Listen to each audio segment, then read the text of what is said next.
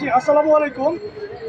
প্রিয় সাংবাদিক ভাই ও বোনেরা, আপনারা জানেন ভালো করে যে 2012 সাল থেকে চাকরিতে প্রবেশের বয়সীমা ন্যূনতম 35 এবং শর্ত সাপেক্ষে উন্মুক্ত করার জন্য আন্দোলন চলে আসতেছে এখন পর্যন্ত অদ্যবধি। আপনারা খুব ভালো করে জানেন।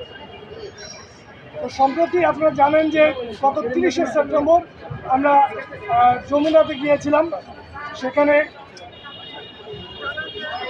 আমরা প্রোগ্রাম করেছিলাম। আপনারা জানেন যে সেখানে যাওয়ার পরে উপদেষ্টা পরিষদ থেকে একটা কমিশন করা হয়, মুহিত স্যারকে নিয়ে একটা কমিশন করা হয়, যেখানে বলা হয় কমিশনের একটা সিদ্ধান্ত ছিল যে ছেলেদের বেলায় চাকরিতে প্রবেশের বয়সীমা 35 করা হবে এবং মেয়েদের জন্য 37 করা হবে।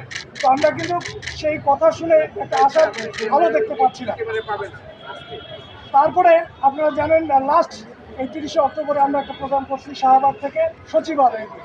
তো সচিবালয়ে গিয়ে এই পুলিশ যারা গত 13 বছর স্বৈরাচারী সরকারের যে ভূমিকায় ছিল, ঠিক সেম ভূমিকায় এই সচিবালয়ে আমাদের উপরে তাদের নৃশংস নির্যাতন, লাঠি হামলা, তারপরে গরম পানি আমাদের উপরে এবং টিয়ার সেলও আমাদের উপরে ছাড়ে। আপনারা দেখেছেন আমাদের অনেক ছেলেমেয়েকে প্রায় 17 জনকে আহত করে তারা।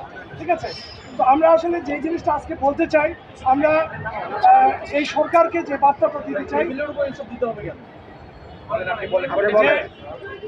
যে সিদ্ধান্তটা গভর্নমেন্ট নিজেই বললো একটা কমিশন করবে, কমিশন একটা সিদ্ধান্ত দিল 35-37-এর, কিন্তু কেন এটা ভায়োলেট করে 32-এর কথা বলা হচ্ছে সেইটার জন্য কিন্তু আমরা বারংবার রাস্তায় দাঁড়াচ্ছি। আপনারা দেখতে পাচ্ছেন ভাইয়েরা, আপনারা নিজেরাও জানেন, যতক্ষণ পর্যন্ত আমাদের দাবি ন্যূনতম 35 এবং 70 সাপেক্ষে উন্মুক্ত হবে না, আমরা আমাদের আন্দোলন চলতেই থাকবে। আর এখন